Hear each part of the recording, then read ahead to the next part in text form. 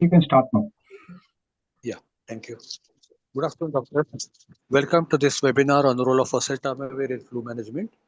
This webinar is brought to you by Hetero Healthcare, an innovative pharmaceutical company.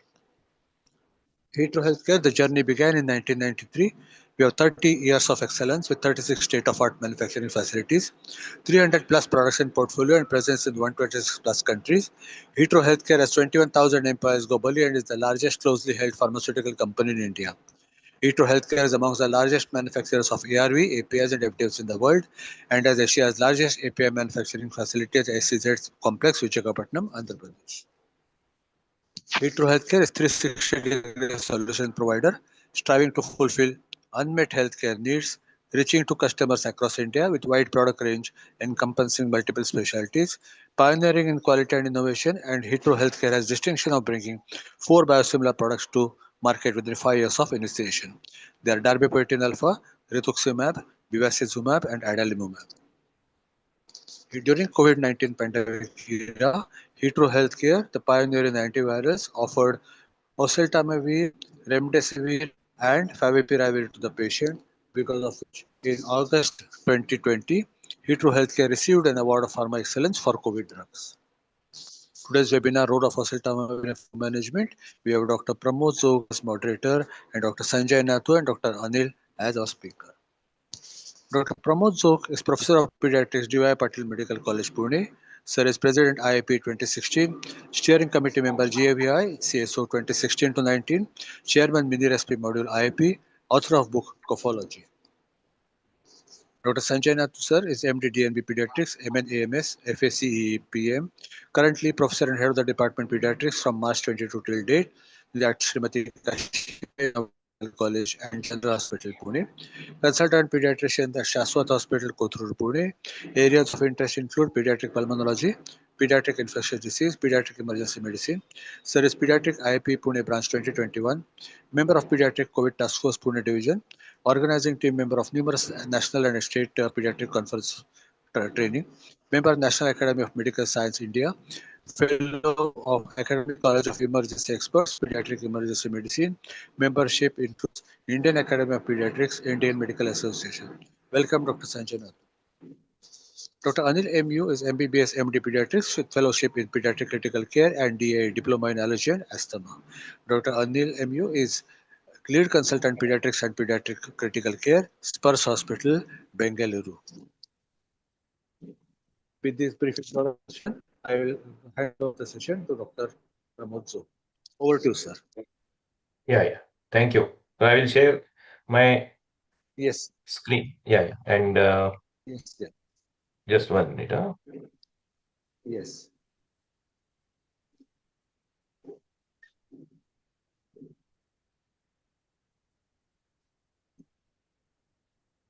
Are you able to see the screen? Not yet, Not sir. as Not yet, yet. but not yet. Yeah, now we can see clearly. Now is it seen? Yeah. Yes, sir. Yes, sir. Yes, sir. Very Yes, good. sir. Yes. Thank you. Thank you. Thank you. Okay. So I welcome all the delegates for this particular discussion on use of oseltamivir in flu management. And it is very important that our colleagues know a lot about flu and oseltamivir, because flu is one of the viral infections which is eminently treatable by oseltamivir. There are very few viral infections wherein we have antivirals at our disposal, and flu is one of the important ones among them. And I'm glad to have Dr. Anil and Dr. Sanjay with me to take part in this discussion. And if you can see, I have put up my name in the fashion a flu virus is named. For example, a flu virus is usually named with the place of origin, the month and the year of origin, and also the name of the strain goes with this particular nomenclature. So it's called nomenclature of the influenza virus. And just as in IAP, every year the presidents and the executive board members change, these flu viruses are notorious to change their structures every year, and we will see as to what is the reason behind that. And I'm sure many of our colleagues are now in the post monsoon season, and at Pune the temperatures has dipped down to 9 degrees, And now in United States, of course, when the winter begins, people are worried about flu. And I know that there are, queues of people, for getting the flu shots. And once there was a time when the presidential elections were won by, the credit or the merit of the candidate who would provide the influenza vaccine to majority of the people. Anyway, so flu is basically a disease during and around monsoon. It's actually a year-round infection, but then it usually is seen during monsoon, and monsoon varies in different parts of our country. So in certain parts, like western parts, like Maharashtra and Gujarat, Goa, even Karnataka, usually it's the June, July, August, September, which is the season for flu. But some parts, like Kashmir and Kanyakumari, they have usually this problem beginning from November and December. So there is a lot of seasonal variation. Even then, it continues year round. And of course, along with flu, during monsoon, we have RSV. We also have arthropod-borne diseases like dengue. And pediatricians are really, really very busy during the monsoon. And I'm sure our colleagues would agree with me that once upon a time, when one used to say it's a viral infection, we were not much worried. But the days have changed. And, after COVID, the viral infections which were hiding, they have come out. So we have witnessed that in the latter half of 2022, when COVID was on decline, slowly and gradually we started getting viral infections like RSV, adenovirus. In areas where measles immunization was on the lower side, we got epidemics of measles. Even we are getting hand, foot, mouth disease, so on and so forth. And that was related to the immune debt, which was seen during COVID times. And in the post-COVID period, what we are witnessing is that even the older children are getting affected. And I will just tell you a case where a 3-year-old boy who came with fever, cold, and cough with progressive breathlessness over 3 days, with tachypnea and hypoxia, with a picture suggesting acute respiratory distress syndrome, was admitted to the PICU, ventilated, received oseltamivir along with supportive therapy, and the throat swab showed positivity for S3N2. He was ventilated for 3 days and then he was all right. Basically, this initial presentation in a particular child who is previously healthy, who presents with cough, cold, and fever, and progresses over 3 days rapidly, many times it comes to the mind whether, in a season when lot many flu cases are in the atmosphere, whether we can prevent this particular progression to seriousness, where the child was, put on ventilator and so on and so forth, and whether one should, be very careful during the flu season and put these children with cough, cold, and fever on oseltamivir upfront. Of course, there is a lot to discuss about this particular aspect, and that's why there are some areas of confusion. These are the areas related to the flu, and these are the confusing issues or perplexing issues, like whether a child coming with respiratory infection, whether this infection is bacterial or viral. If it's viral, what is the virus? Whether it is rhinovirus or adenovirus or influenza or parainfluenza. If it is influenza, whether it is H1N1 or H3N2 or any type B. And one should also know as to what is the time when one should start oseltamivir upfront, particularly in a season when influenza is around. Okay. And we all know that in monsoon there are quite a few healthcare related challenges. And in India, the incidence of influenza and the related deaths is increasing alarmingly over last few years. So we must be aware of certain basics related to influenza virus, as there are three types like influenza A, B, and C. Influenza A is seen in human beings as well as animals and birds, and it causes frequent epidemics because there is a minor antigenic variation in the proteins which are seen on the outer side of this particular virus. And these antigenic variations lead to periodic pandemics also. Now, the most important thing is that whenever there is a virus in the bird mixing with the virus in the human beings, in some third party, like a pig, then it becomes a mixing vessel. So the pig acts as a mixing vessel where viruses from the birds and human beings mix up and a totally new or a novel influenza virus emerges, as it happened in 2009. And people don't have the immunity against this particular type, and that's why there is pandemic. And pandemic is something which occurs world over. And this is very typical of influenza A. So if you see all those pandemics, they are either H1N1, H2N2, H3N2, again H1N1 in 2009, likewise. So all these are related to influenza A viruses. Influenza B infects only the human beings and causes local epidemics. And on the outer side of this influenza virus, there are two glycoproteins, hemagglutinin and neuraminidase.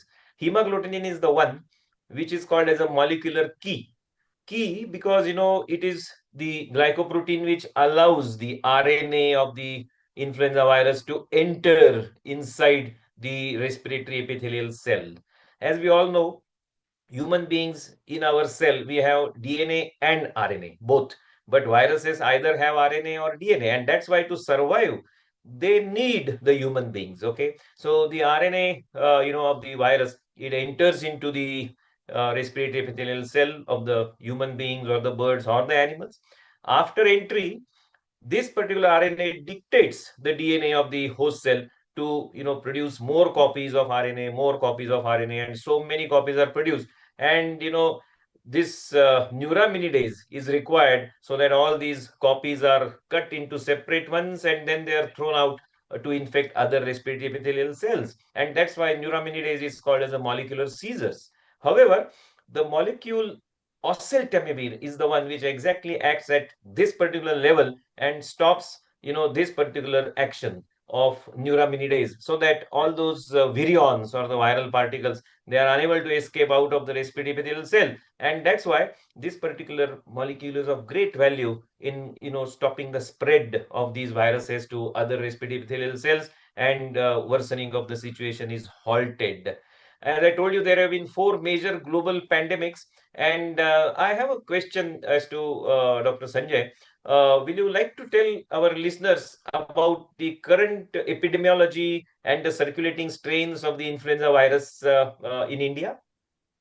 Yes, thank you, sir, and good afternoon to everyone. So, yes, we have had a lot of cases of influenza and upper respiratory infections in this season in the last 3-4 months. And the predominant strain which we isolated in Pune and I think in most of the parts of the country was the H3N2 strain. So, most of our patients who had influenza-like illness turned out to be H3N2 positive, which is a type of influenza A. Having said that, we also got some cases of H1N1 occasionally, which is the pandemic strain, and maybe one odd case of the influenza B type, which was not very common, but yes, one odd case we do get or we did get. But most commonly, it was H3N2 in most of the patients which we did the testing.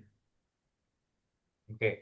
Dr. Anil, any impression about the circulating strains in your area?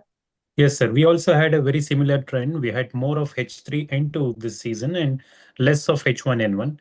Like, sir, what you told, we get these local epidemics as well as a pandemic. If there is a major shift in the viral structure, then it becomes a pandemic strain where it kind of spreads out of control.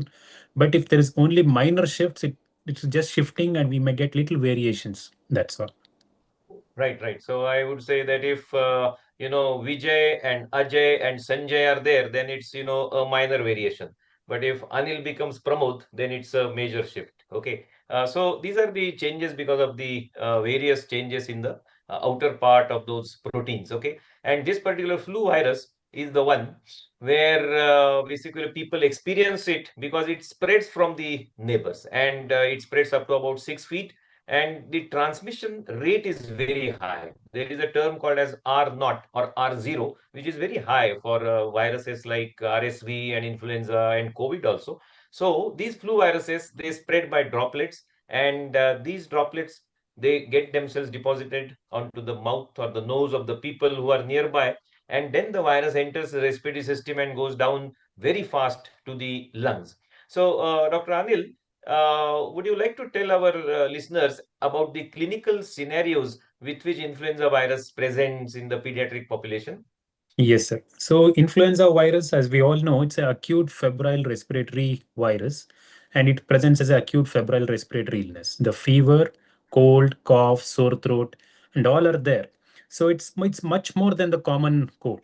Common cold will also have this repeated nasal stuffiness, snuffling, and all these things with little bit of fever. But when we are suspecting influenza, the symptoms are much more, probably 3 or 4 times what we see in a common cold. So it is much severe, high-grade fever onset, severe body pain, headache, rhinorrhea, extreme myalgia, headache. These are all very common. We do get a non-productive cough. In cases of influenza, the cough is quite severe and it's kind of non-productive. And also the sore throat is way out of proportion for the condition that we are able to appreciate clinically. So the patients can come with a severe sore throat. Like Pramod sir says, usually the children are usually carried. If the it is influenza, so the parents the children have to be lifted and brought to us in the OPD. Whereas any other viral illness, upper respiratory, the child may be active, they may just come into the OPD. So this is the more common presentation that we see. But in a referral center or where we admit patients, we do get other system involvement also, especially because of high fever. They may have febrile seizures, increasing incidence of febrile seizures, or in severe cases, we do see encephalopathy, myocarditis, other system involvement like gastrointestinal symptoms with vomiting, diarrhea. So all these manifestations are known. But if you remember it as an acute febrile respiratory illness, the usual types we see in our OPD, I think these are the flu symptoms that we are seeing. Right, right. And that's why this virus is called the father of all those influenza-like illnesses because of the severity of symptoms, and many of them are systemic, signs and symptoms which we come across. And these other symptoms related to GI tract are expected partly because these are viruses, and we all know that viral infections are generalized and they infect more than one system in a particular individual. And we will come to the complications of this disease in the latter part of today's discussion. There is a lot of similarity of the symptoms between different respiratory viruses, and there are very few points which would be, which would make us differentiate them, and we will try and see some of them in the course of our discussion. Dr. Sanjay, I would like you to tell our listeners about the emergency warning signs of flu when a child is brought. What all would you like to tell the parents about these emergency signs or symptoms? Yeah, so as Dr. Anil pointed out, most of our patients of flu present with a typical acute febrile illness, upper respiratory illness. But then we have to keep a close watch on these patients, and even though they may have a mild illness, we need to follow them up and make the parents also aware about what are the danger signs or red flag signs which they should watch at home, and we should be following up when the patient visits us. So one of the most important thing would be, of course, difficulty breathing. So, increased rate of breathing or difficulty or more effort required for breathing, cyanosis, and the patient being very, very ill, not able to have any intake, poor fluid and oral intake. A lethargic patient or a patient who is not like getting up from the bed even when the patient is not having fever. So that is something which we need to watch for. Sometimes in adults also these patients, these symptoms are there, which suggest that the patient may be having a serious illness. And in addition, we should also look for signs which are ominous in other systems. For example, a child who is slightly altered in the sensorium, or is having a very poor urine output, or is dizzy, is confused, or is having persistent vomiting. So all these things should alert us that this is not a simple, straightforward case of influenza-like illness, and we should be admitting the child and monitoring and then treating it aggressively.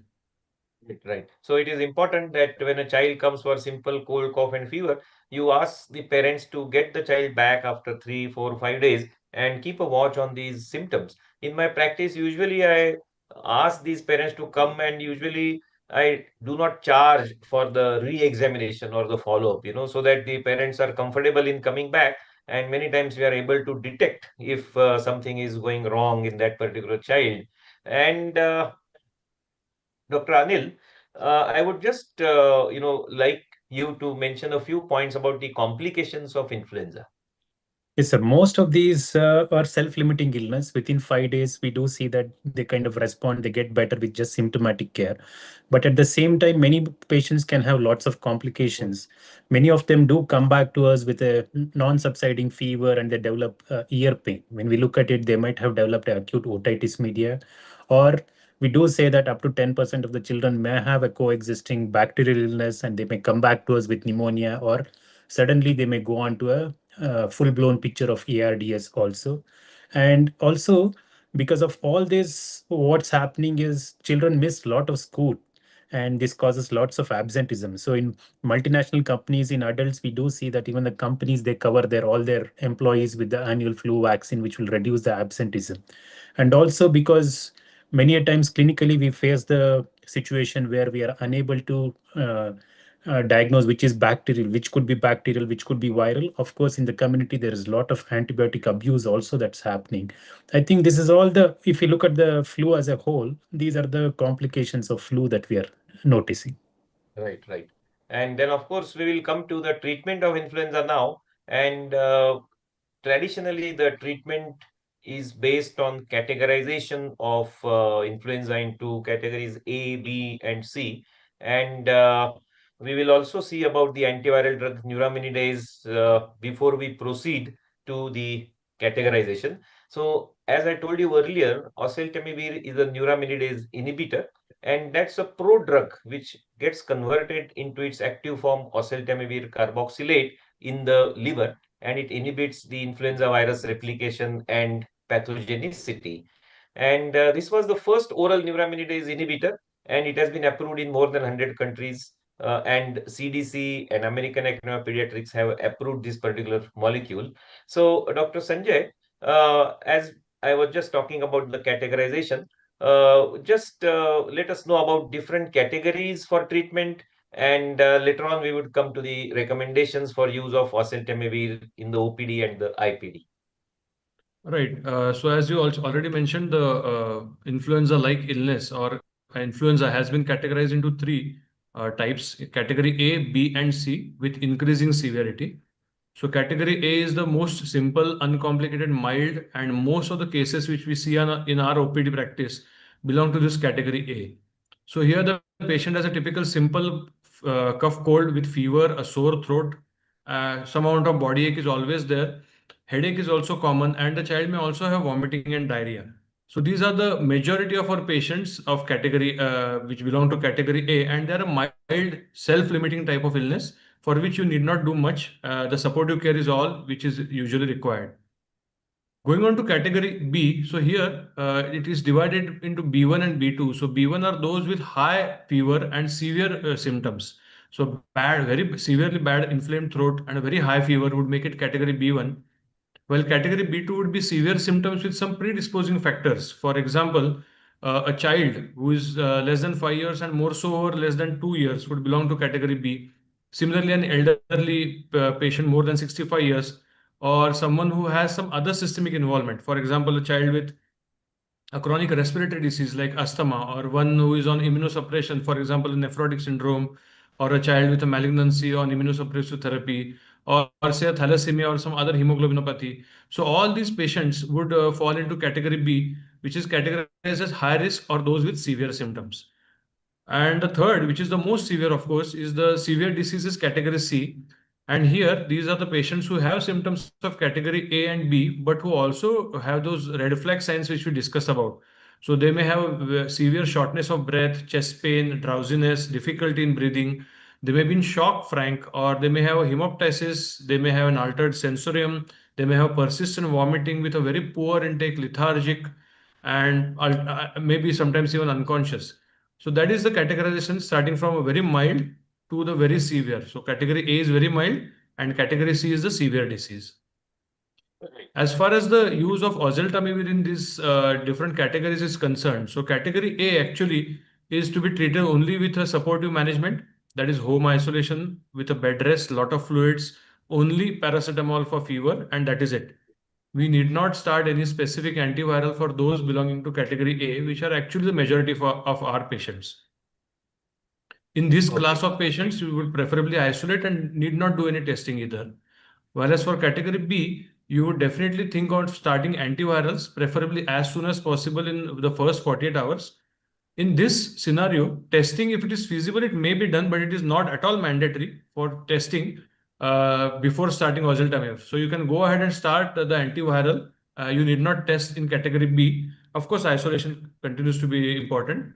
And category C, these are patients who require IPD admission. They require inpatient care. They may be going into the ICU with proper monitoring and aggressive supportive treatment. They have to be started the antiviral right away as soon as possible. And in this class of patients, testing is very important. So category C, you would like to test and treat as early as possible. Okay, so this is the dosage and the recommendation for oseltamivir. In adults, the dose for therapy is 75 milligrams capsule twice daily.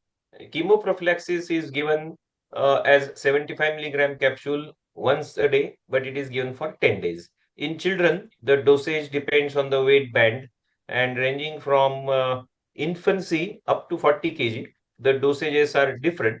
The point to be remembered is that for therapy, it is a twice daily dose, and for chemoprophylaxis, it is once daily dose given for 10 days. The oral suspension is available as 12 milligrams in an ml, and depending on the weight band, we can give the syrup also. Dr. Anil, how does early initiation of oseltamivir influence the clinical outcome of this illness?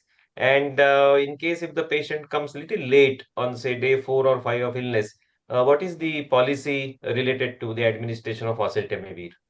Yes, sir. The biggest benefit of starting oseltamivir within 48 hours, what studies have shown us that it reduces the duration of illness by around 48 hours. 1 to 2 days of reduction in the duration of illness is observed. So someone who has experienced a severe flu with a severe body pain, headache, respiratory problems and all, they can vouch for it. Even that reduction in that 1 or 2 days of symptoms, it's of great help. And the second part, like what sir told, it's a neuraminidase inhibitor. So that kind of inhibits the viral replication and the spread of these virions to other systems. So by doing so, by starting oseltamivir very early in the illness, what we can do is we can spread the we can restrict the spread of these virions from happening. By doing so, definitely we can reduce the complications which happen because of oseltamivir. So there are multiple studies also which have been done, which has given us the same thing. And even WHO says that starting oseltamivir within the first 48 hours is very much important. Right. So there are quite a few clinical trials which have shown that the antibiotic use is reduced, influenza-related low respiratory tract complications are reduced, and the hospitalization is also reduced. And this is not only in children but also in adults. Dr. Sanjay, would you like to tell our listeners about the general policy about administration of oseltamivir, whether we can start it empirically or we always need to have the report of the throat swab and then only we can give oseltamivir. So what is your lookout about this? So, basic thing we have to remember that testing is not necessary for starting oseltamivir in a patient who requires the treatment. For example, where we saw the categorizations, a child who belongs to category B or someone in category C, if possible, test, but that is not mandatory to start oseltamivir. The idea is to start oseltamivir early within the first 48 hours. If the presentation is typical, like an influenza-like illness and the severity is there, you should start as soon as possible. Testing, well and good if you do it, but it is not mandatory to start, to test before you start. And even WHO has recommended on the similar lines that empiric treatment is strongly recommended. Treatment should be started as soon as possible, and laboratory confirmation of influenza virus infection is not necessary for initiation of therapy. And negative laboratory test for H1N1 does not exclude the diagnosis of influenza. And it is important that you start the treatment early. Dr. Anil, in your experience, what is the sensitivity, specificity of these tests which are done for the diagnosis of influenza? Yes, sir. The latest generation of PCR tests which have come about, which can be a single PCR or it can be a multiplex PCR, which picks up multiple other viruses in the respiratory tract, the sensitivity has gone up quite significantly. In fact, it is sensitive to the extent of almost 95% or so. So a well-taken nasal swab from the nasopharynx and also from the throat kind of picks up almost more than 90% of the viruses which are there. So any positive result kind of gives us the confidence to go ahead and treat this case.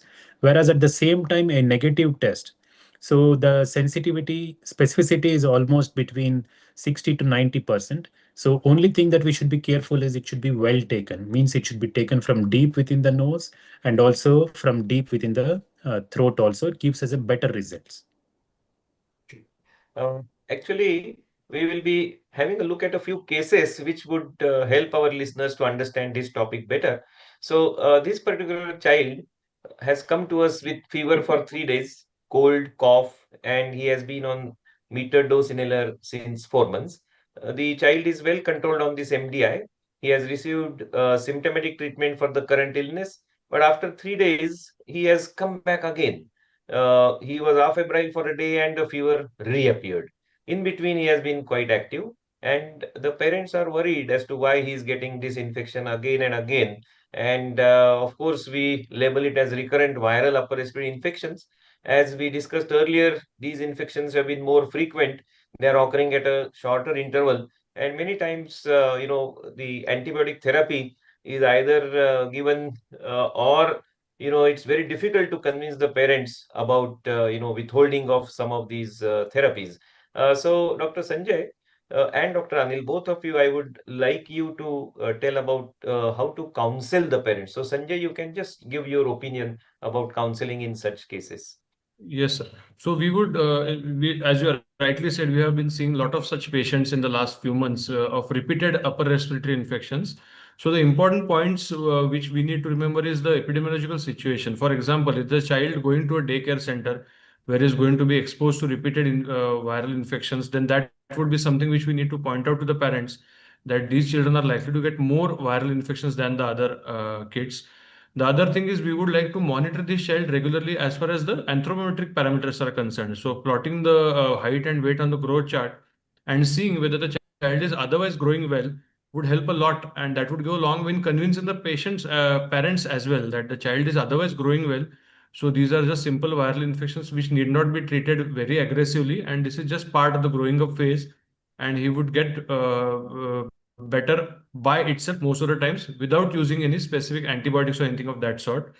Fortunately, the parents nowadays are a little skeptical themselves about starting antibiotic if they are well educated, and so it's slightly easier to convince them that these children just need regular follow-up and a good nutrition, and that should take care of them. Great. Yeah, And yes, Dr. sir. Anil? Yeah. I think as pediatricians, this is a counseling that we come across almost every other patient. We are kind of pressurized for these antibiotics sometimes, and sometimes immunity building kind of medicine. They keep on asking, is there some other medicine that you can give to build up the immunity?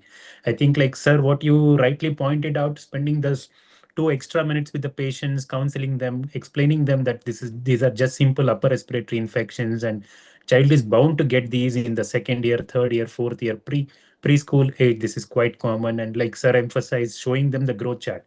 What I have done is I've just pasted these growth charts in my OPD, which is very much important. Whenever they are asking questions, if I plot it and show it to them, then they're more convinced that the child is growing fine and there is nothing majorly wrong with the child.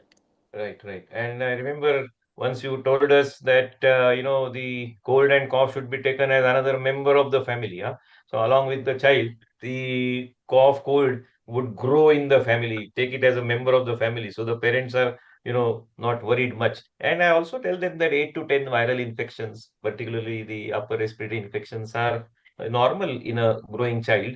Of course, you have to devote a bit of time to explain all these things and tell them that viral infections are self-limiting. And, in case if the fever comes down, down, down, down from day one in bacterial as well as viral, it is high. But in viral, usually it should come down after at least 4 or 5 days. In bacterial infections, which are truly bacterial, the fever won't come down unless you give them antibiotics. So, some of these points would definitely be of help in counseling the parents. Of course, individual pediatricians will have their own ways of telling the parents, because quite a few parents are of pressurizing type, and they want that the pediatrician should give an antibiotic. In fact, I have some parents, as soon as they enter and as soon as I start examining and I finish the examination, they say, "Sir, antibiotic de do."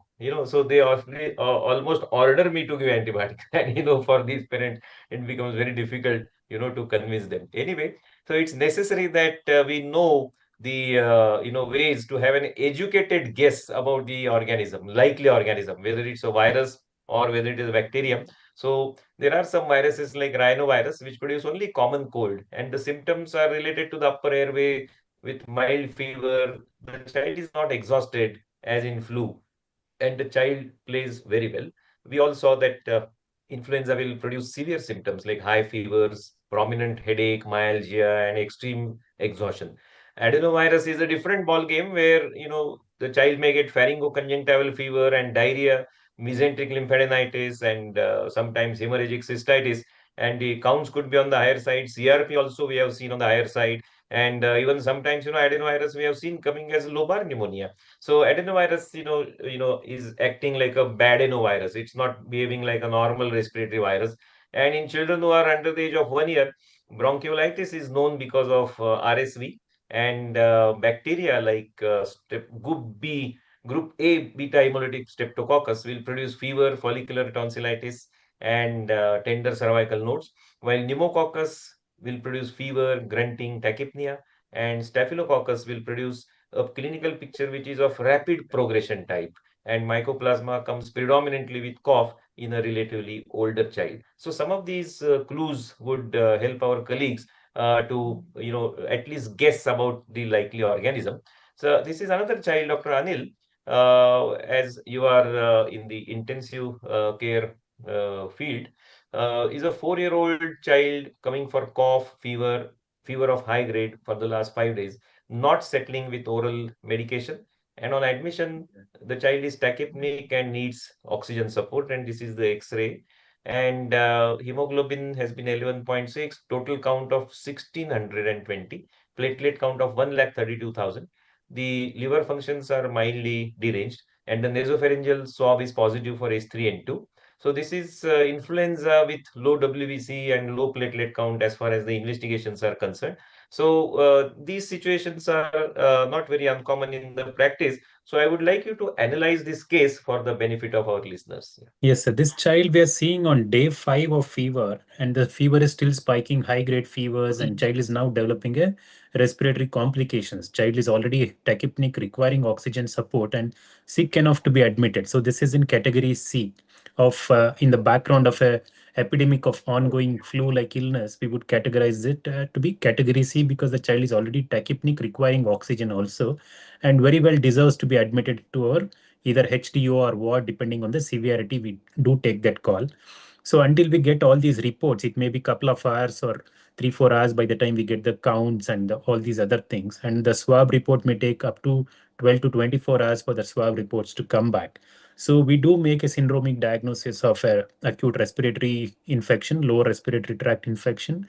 So we do take a probably requires to be hospitalized. We start the IV line after taking appropriate cultures. If child is so sick enough on day 5, we do take cultures and probably start on the first line antibiotics. And like what we have been discussing so far with the background of epidemic of flu-like illness, very much deserves to be started on empirical Oseltamivir. Even before the reports are back, we would go ahead and start the child on Oseltamivir also. And then once we look at the lab reports when it's available, we do see that there is leukopenia, only 1600 total counts, more going in favor of probably a viral kind of illness. And then probably after 12, 24 hours, whenever we get the swab report, we do get a confirmation that this is actually influenza positive, H3N2 variant is positive. So then probably we can always de-escalate the antibiotics. We do stop the antibiotic in such a situation. And of course, we should not forget that there is a little bit of transaminitis happening. SGOT, SGPT are elevated. And especially if this is happening in the monsoon season, we should always be on the lookout for other causes for these transaminitis, which is there. We should not be forgetting other tropical illnesses like dengue fever. I think it's worthwhile to get it screened for dengue, because we do get co-infection sometimes. The influenza can be positive and there may be a coexisting dengue also. So when we are getting this leukopenia, borderline platelets, monsoon season, and child coming with day 5 of fever, I think it's worthwhile to get a dengue test also done in this patient. Right. Thank you. This was another child of H3N2. Again, a 3-year-old child with cough and fever for 5 days. The fever was not settling. The counts were normal, but the nasopharyngeal swab showed H3N2. Another child with similar presentation, but the CRP was on the higher side, but the nasopharyngeal aspirate showed H3N2. And one child, of course, deceived us. He came with cold and cough for 5 days, but as I said earlier, this child had high WBC count and high CRP and continuous high fever and turned out to be adenovirus positive. Sanjay, this is a 5-year-old girl with high fever for 5 days, with cough and cold for 5 days, a very common scenario in our OPD practice. And the child is sick. The child has mild wheeze. There are no crepitations. And the pediatrician is confused as to whether he should put this child on antibiotics. So, how would you approach such a child? So this 5-year-old girl has had fever since last 5 days, and cough and cold is there. So in general, primarily I would think in terms of a viral infection, but the fever has already been there for 5 days. So that is something which I should note. The other thing is the child seems to be sick as per the description. So that is also something which we need to keep in mind. Krebs may or may not be there. That should not decide whether we need to start antibiotic or not. But in such a situation, I would not mind starting an antibiotic, preferably after taking a blood culture. And in a given scenario, of course, I would also like to start an antiviral treatment as well, because she is classified, she would be classified as influenza-like illness in the category B. So I would definitely start Oseltamivir and probably start an antibiotic as well, preferably after taking a blood culture, and then decide on the continuation of antibiotic once I get the other reports. Right. Of course, we did all this as you said, and the nasopharyngeal swab turned out to be positive for rhinovirus. Sometimes it does happen that you expect something and something other, comes up on the report. So, how would you, approach such a report? So, if the clinical situation tells us in a given scenario, for example, the last couple of months we had a lot of cases of influenza, and the patient was looking like an influenza-like illness with a significant degree of severity, I would probably still continue oseltamivir rather than just stop because the rhinovirus has been identified. Antibiotic, obviously, I would stop looking at the reports and the child's condition. I would stop the antibiotic, but I would definitely like to continue the oseltamivir and for the full course. Okay. So this is another girl, a 7-year-old daughter of an IT sector couple, and came for high fever for 3 days with irritation in the throat. The child has an examination after 2 days, and the throat is showing mild congestion. The child was prescribed paracetamol. Of course, flu and adenoviral infections are going on around, and these are the parents from the IT sector, so they are highly educated, worried, more worried about the examination and all. And Dr. Anil, how would you manage such a case about related to investigations and therapy? No, sir. I think still, whatever it may be, IT sector, however anxious they may be, I think we should still follow our guidelines, categorize into category A, B, and C. So going by the description, it's only fever of 3 days, mild throat irritation. Otherwise, the child seems to be doing fine. So this would still be a category A kind of a patient. So I think we should spend those 2 extra minutes or even 5 extra minutes with these patients and explain them that we're all there. We will still monitor this patient for the next 48 hours or so. So we give them the symptomatic and supportive care. We'll give them the paracetamol. So here in category A, no role for either testing or treatment. I think it's okay to just wait and watch in such a patient. We explain them the danger signs, ask them to come back if there's anything. I think CBC, CRP, or throat swab we wouldn't do. Empiric oseltamivir again may not be indicated in a category A kind of a patient. We would wait and watch, sir. Right. This is very important, and I would like our listeners to note these important points that, of course, in my practice, I do not fall, to the pressure of these parents, even though sometimes, they are not very happy with what I tell them. but in the long run, it's for the benefit of the child. Another, group of people who pressurize me to give antibiotics are sometimes, of course, from our own field, like our obstetricians. Even after a straightforward cesarean, they would ask me to start with some antibiotics. So I tell them, no, it's not done. But then I have to be very, very polite because, obstetricians are, of course, our own colleagues. But they have to be told that, there are some definite indications which are evidence based, and we need to follow these guidelines. Otherwise, if every patient starts receiving antibiotics, there is no reason to have such discussions. And all these discussions are basically to update ourselves and practice as rationally as possible. This is another child, Tejas, who is 3-year-old with cough for a week and high fever for 3 days, and has crepitations in the chest. He has been put on co-amoxiclav, and he has been admitted for persistent fever. He has been put on IV amoxiclav. These are the counts. The CRP is normal almost. The throat swab shows influenza A, and that's why oseltamivir has been added. Now, the dilemma is whether one stops amoxiclav, which has been started, or whether he continues. So, Dr. Sanjay and Dr. Anil, both of you, I would like you to elaborate this, because people usually start some antibiotic, then they put on oseltamivir. Both these medications they continue. So, what are the situations, and how would you approach such a situation? So in this patient, probably initially because of the high fever for 3 days and some crepitations, the antibiotic was started. But on investigations, the child was found to probably have influenza A positive in his nasopharyngeal swab, and even the lab investigations seem to be pretty normal.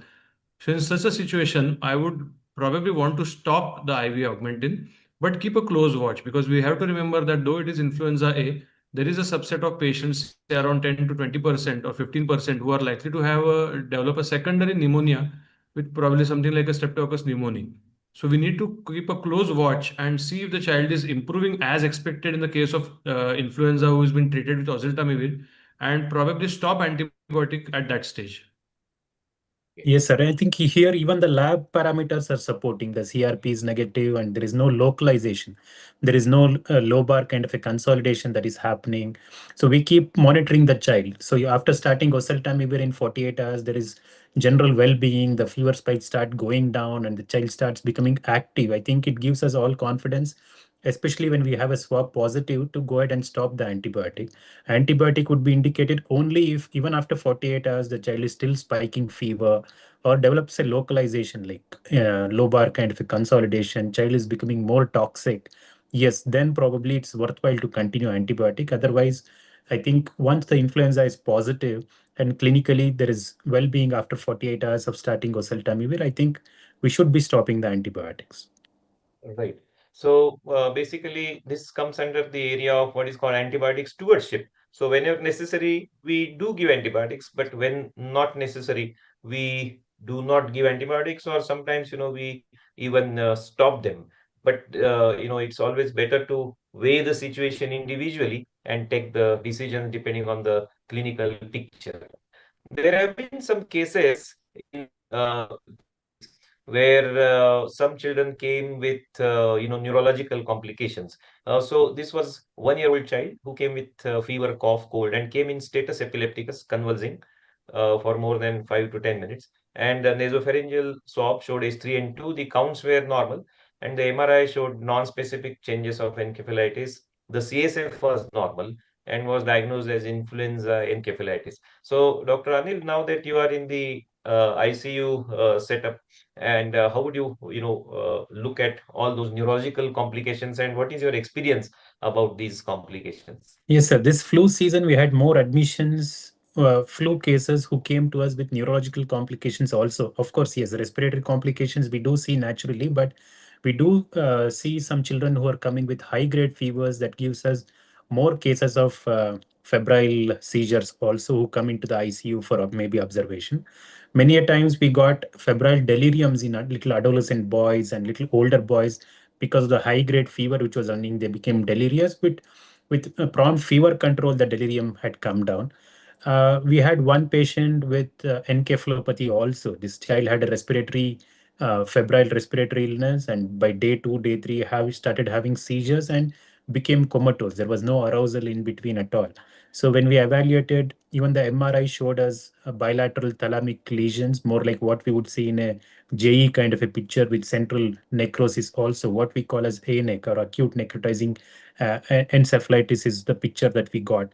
Of course, the lumbar puncture here will be sterile because without cells, because this is more like an immune mediated kind of a phenomenon where the immune system which gets activated forms a cytokine storm and has these lesions, or uh, the CNS takes a hit. So lucky for us that this child improved and we could discharge this child.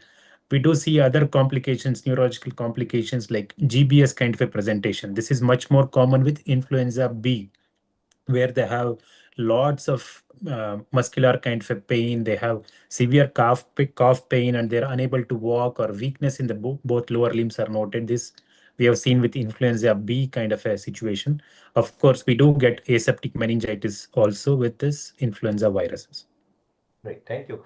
I'm glad that the child with acute necrotizing encephalitis recovered because in our experience, the necrotizing encephalitis of dengue and influenza, they are very serious illnesses, and mortality is very high in these conditions.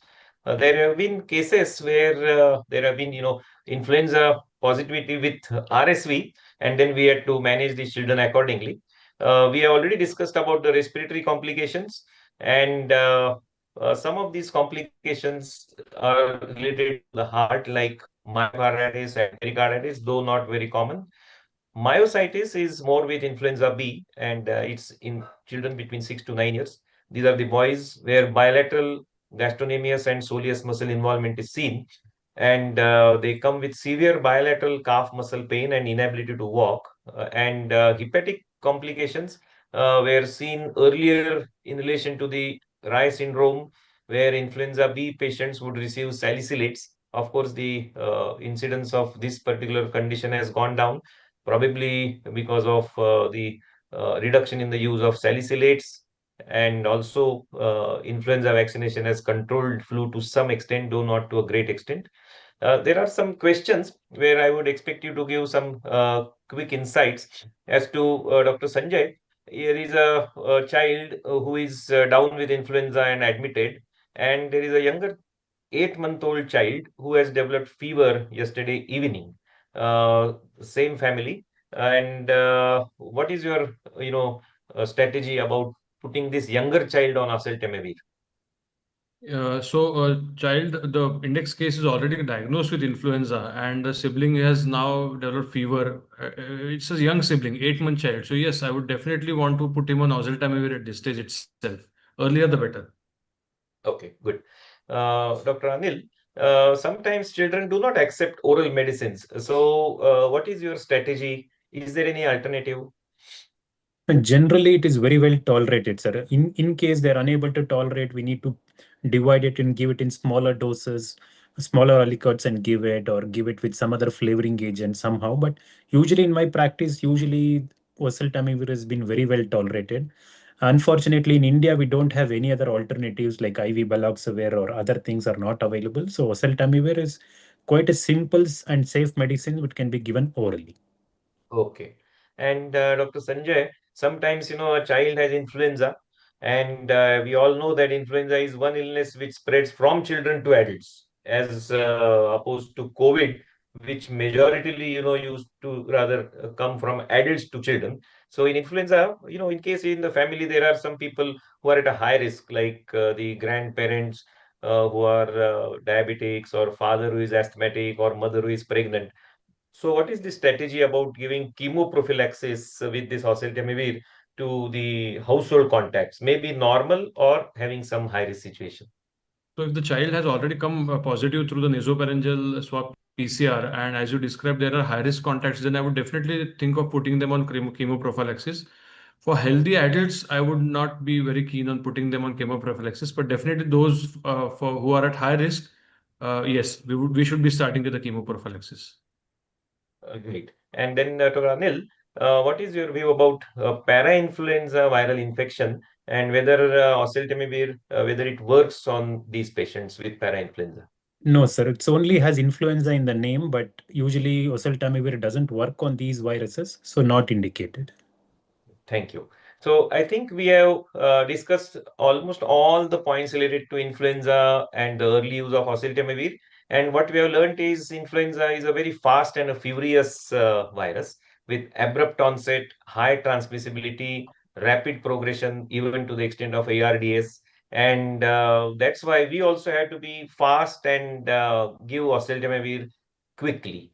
We are all aware of the preventive measures in the form of sanitization, mask use, and social distancing. And we also know about cough etiquettes, which include coughing in the elbow.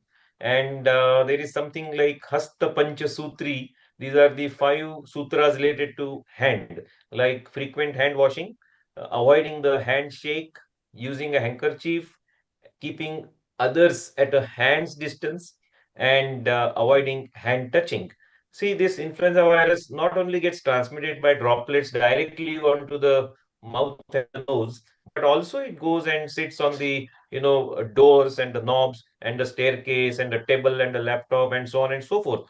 So it is prudent and wise that we clean these surfaces often, and also sanitize our hands. Particularly, the medical fraternity must take the flu vaccine annually. Ourselves, as well as our staff members, we must see to it that we take this vaccine. That's why, in addition to saying a person happy birthday to you, it's better that we start saying happy birthday to flu, because every birthday you can take one shot, because annually, as all of us know, the strain changes, the vaccine composition also changes. And that's why we are the ones who are at the maximum risk of getting influenza. Okay. And even our staff nurses and the ward boys and the ayas and others. So use masks, so that many times children directly cough on our faces, and there is nothing that we can do about it. So it's better that we protect ourselves, because if we protect ourselves, we can protect our patients. So with that, we thank all our listeners for a patient listening,